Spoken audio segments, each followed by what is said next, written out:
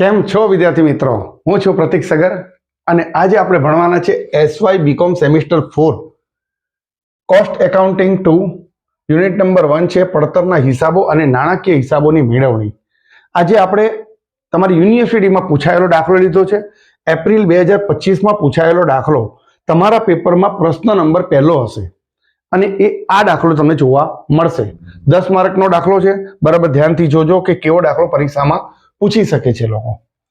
ભાવના લિમિટેડનું 31/3/25ના રોજ પૂરા થતા વર્ષનું નફા નુકસાન ખાતું નીચે મુજબ આપેલું છે.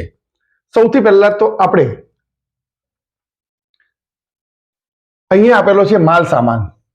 તો અહીંયા પણ આપેલો છે જુઓ માલ સામાન, પરંતુ આ શું છે તો કે આ અર્ધ તૈયાર માલ છે.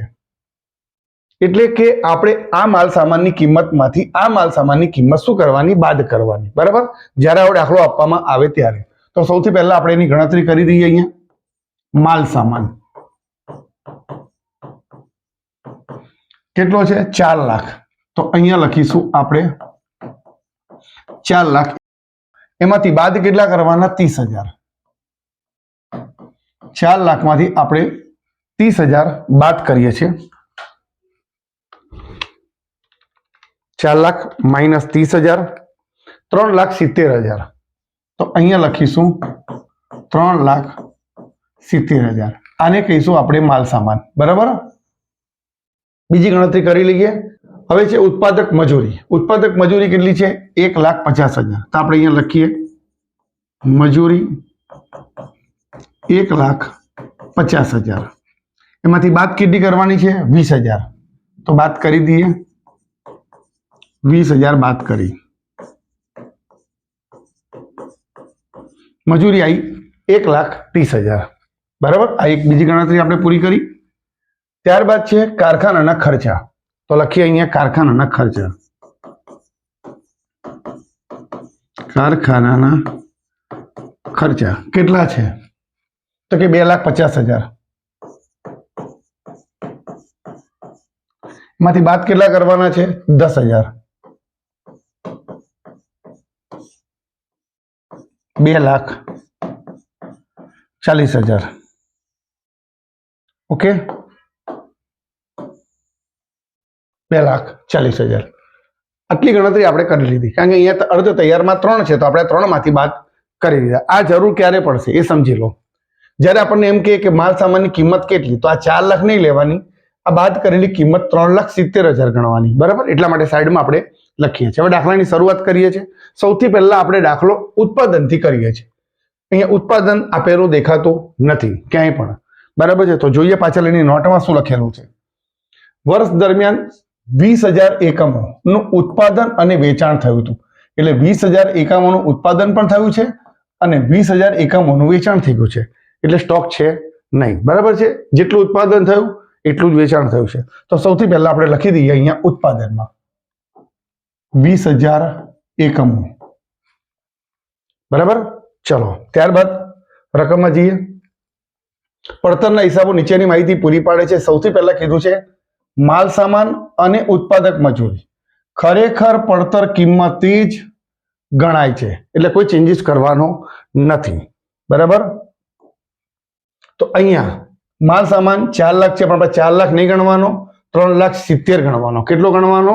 3,70,000. બરાબર, તો ચાલો આપણા પડતર પત્રકમાં લખી દઈએ માલ સામાન 3,70,000. તમારા કામમાં આવે એ માટે મેં 4 લાખ માઇનસ 30,000 અહીંયા લખ્યા છે. તમે પરીક્ષામાં લખો તો સારું, ના લખો તો કઈ માર્ક કપાવવાના નથી. આ ગણતરી ખાલી મેં બતાવી છે તમારા માટે. બરાબર, ચલો હવે અહીંયા કીધું છે ઉત્પાદક મજૂરી 1.5 લાખ નહીં ગણવાની. 1.5 લાખમાંથી આ 20,000 બાદ કરવાના, એટલે 1,30,000 લખવાના. તો આપણે ઉત્પાદક મજૂરીમાં લખીશું 1,30,000. આ બેનો સરવાળો કરી દઈએ. 3,70,000 વત્તા 1,30,000 5 લાખ થયા. તો પ્રાથમિક પડતર આપણને 5 લાખ મળી.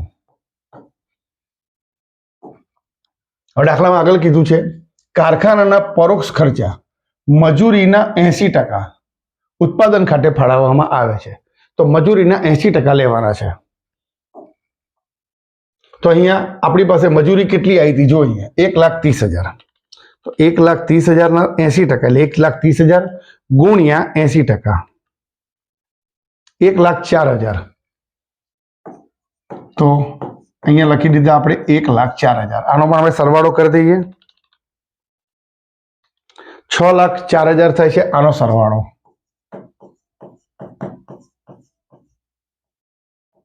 આ આપણને મળ્યું કારખાનાની પડતર. હવે એની અંદર આપણે ઓફિસના ખર્ચા ઉમેરવાના છે. ઓફિસના ખર્ચા કારખાના પડતરના 20%. ઓફિસ ખર્ચા કયા લેવાના છે? કારખાના પડતરના 20% લેખે ગણવાના છે. તો કારખાના જે પડતર આવી છે એ જોઈએ. તો કારખાના પડતર કેટલી આવી છે? 6,04,000. એના 20% એટલે ગુણ્યા 20%, 1,20,800. 1,20,800 અને એનો સરવાળો કરી દઈએ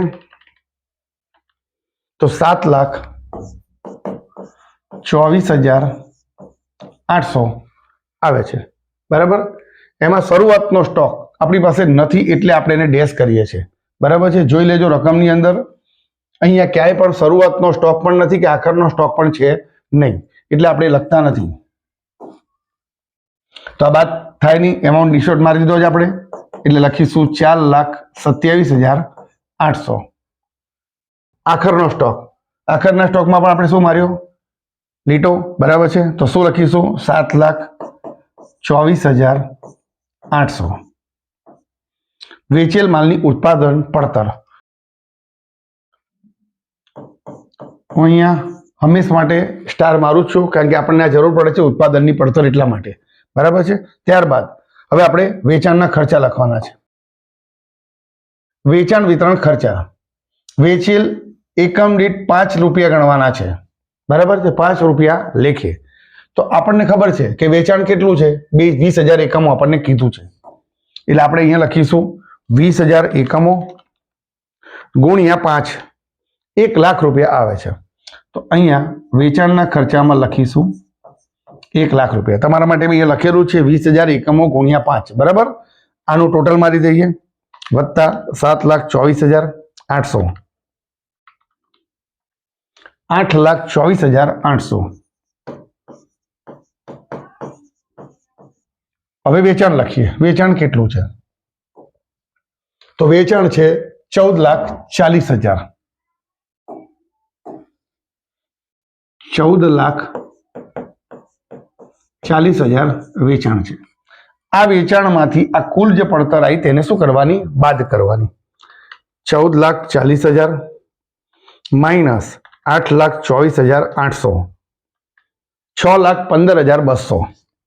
6,15,200. આ જે નફો આવ્યો તે આપણે રિકેન્સિલેશનમાં આગળ લઈ જઈશું, એટલે આપણે આ કોષ્ટકમાં લખવાનો 6,15,200. બરાબર. નાણાકીય હિસાબો અને પડતરના હિસાબો મુજબના નફાનું મેળવણી પત્રક. અહીંથી દાખલો અગત્યનો શરૂ થાય છે. કોને ઉમેરવો, કોને બાદ કરવો. બરાબર. ધ્યાનથી દાખલાને સમજજો, સ્કીપ બહુ કરતા નહીં. સૌથી પહેલા આપણે લઈએ છીએ માલ સામાન. કેટલું છે? 3,70,000. આપણી ગણતરીમાં પણ અહીંયા કેટલું છે? 3,70,000. ડન. આપણે બાદ બાકી ઘડી કરવી ના પડે એટલા માટે બાજુમાં લખી રાખેલું. હવે ખબર પડી કેમ લખ્યું હતું? એટલે 3,70,000. તો કોઈ ચેન્જીસ નથી એટલે આપણે લખશું નહીં. ત્યારબાદ ઉત્પાદક મજૂરી 1,30,000. તો અહીંયા પણ તમે જોઈ શકો છો મજૂરીમાં 1,30,000 જ છે, કોઈ ચેન્જીસ નથી એટલે લખવાનું નહીં. વધારો કે ઘટાડો હોય તો લખવું પડે. બરાબર. ત્યારબાદ કારખાનાના ખર્ચા 1,04,000. 1,04,000 જોઈએ આપણી રકમમાં કેટલા છે. તો રકમમાં છે કારખાનાના ખર્ચા કેટલા છે? 2,40,000. વધારે છે તો આપણે પહેલા 2,40,000 બાદ કરી દઈએ. 1,36,000 છે ડિફરન્સમાં. તમે જોઈ શકો છો કે અહીંયા વધારે છે, જ્યારે આપણા પડતરના પત્રકમાં ઓછા છે. જ્યારે પડતરના પત્રકમાં ઓછા હોય તો બાદ કરવાના. મેં તમને આગળના વિડીયોમાં સમજાવી દીધું છે. બરાબર. તો આપણે અહીંયા બાદમાં લખીશું. બાદ કરવામાં કારખાનાના ખર્ચા 1,36,000. 1,36,000.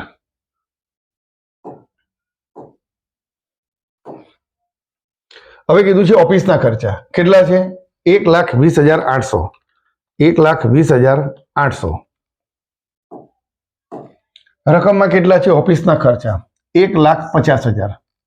1,50,000 બાદ કરીએ છીએ. 1,50,000 29,200 નો ડિફરન્સ છે. અહીંયા 1,50,000 છે અને આપણા પડતર પત્રકમાં 1,20 છે, એટલે અહીંયા ઓછા છે. તો ઓછા હોય તો બાદ કરવાના. તો 29,200 શું કરીશું? બાદ કરીશું ઓફિસના ખર્ચા. તો જો બાદમાં લખીએ છીએ આપણે ઓફિસના ખર્ચા. અહીંયા લખીશું 29,200. 29,200. ચલો, ત્યારબાદ શરૂનો સ્ટોક નથી, આખરનો સ્ટોક નથી, એટલે એની કોઈ ગણતરી આવશે નહીં. જો આખરના સ્ટોકની ગણતરી હોત તો આ રકમની આપણને જરૂર પડત, પણ આપણે સ્ટાર માર્યો છે, પણ આ રકમની આ વખતે જરૂર પડી નથી, કારણ કે કોઈ એમાઉન્ટ જ નથી, એટલે ડિફરન્સ આવવાનો સવાલ આવતો નથી. ત્યારબાદ વેચાણના ખર્ચા. 1,00,000 રૂપિયા છે વેચાણના ખર્ચા. રકમમાં જઈને જોઈએ છે આપણે રકમમાં કેટલા છે. તો રકમમાં વેચાણ વિતરણના ખર્ચા કેટલા છે? 40,000. 60,000 નો ફરક છે. અહીંયા ઓછા છે, જ્યારે આપણા પડતર પત્રકમાં 1,00,000 છે, એટલે કે વધારે છે. તો ઉમેરોમાં જશે. ઉમેરોમાં કેટલા લખવાના? 60,000. તો વેચાણના ખર્ચા 60,000 આ આપણે લખ્યા ઉમેરોમાં. ડન. ચલો, બાકી બધું પૂરું થઈ ગયું છે, કોઈ વસ્તુ બાકી રહેતી નથી. તો હવે નફા નુકસાન ખાતામાં જવાનું. જો આ એમાઉન્ટ આવી ગઈ છે બાદબાકી વાળી, બરાબર. આ એમાઉન્ટ પણ આવી ગઈ છે બાદબાકી વાળી. આ એમાઉન્ટ પણ આવી ગઈ છે. આ 3 ને 3 આવી ગઈ. કાચા નફાની જરૂર નથી. આ 2 એન્ટ્રી બી આવી ગઈ. તો બાકી કોણ રહ્યું? આ એક એન્ટ્રી, આ બીજી અને આ ત્રીજી. આ 3 એન્ટ્રી આપણે કરવી પડશે. આ એન્ટ્રી ક્યાં છે? ઉધાર બાજુ છે.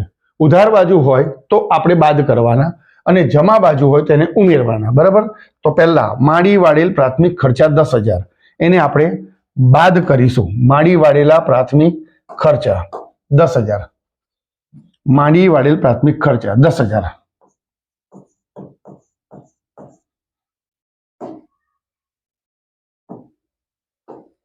ચલો, ત્યારબાદ માડી વાળેલી પાઘડી 20,000. તો એને બી લખી દઈએ. માડી વાળેલી પાઘડી. માડી વાળેલી પાઘડી 20,000. ઉધાર બાજુ છે એટલે બધી એન્ટ્રી બાદ કરવાની, બરાબર છે, રહી ગઈ હોય તે. આવકવેરા જોગવાઈ 80,000 આપણે બાદ કરીશું. તો આવકવેરા જોગવાઈ 80,000 બાદમાં લખવાની. ડન. ચલો, હવે અહીંયા કઈ વસ્તુ બાકી રહી ગઈ છે જોઈ લઈએ, બરાબર. કાચો નફો નહીં, મળેલ ડિવિડન્ડ અને બેંક વ્યાજ, આ 2 એન્ટ્રી આપણે કરવી પડશે અને એ ઉમેરોમાં જશે. તો મળેલ ડિવિડન્ડ 50,000. મળેલ ડિવિડન્ડ 50,000 ઉમેરોમાં જશે.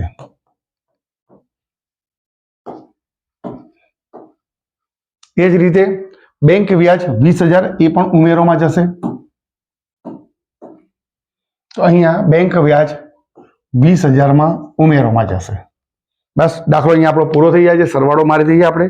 60,000, 50,000 અને 20,000, 1,30,000. તો અહીંયા આપણે સરવાળો લખીશું 1,30,000. આનું શું કરવાનું? તો અહીંયા કીધું છે ઉમેરો, એટલે આપણે ઉમેરીએ છીએ 1,30,000 અને 6,15,200, 7,45,200, 7,45,200. આનો સરવાળો કરી દઈએ. 1,36,000 વત્તા 29,200, 10,000, 20,000, 80,000, 2,75,200, 2,75,200. અને શું કરવાનું છે? તો કે બાદ કરવાનું છે. તો આમાંથી આપણે આ બાદ કરીએ છીએ. 7,45,200 માંથી 2,75,200 બાદ કરીશું તો 4,70,000 આપણને મળે છે. આ 4,70,000 આપણને રકમમાં દેખાવા જોઈએ.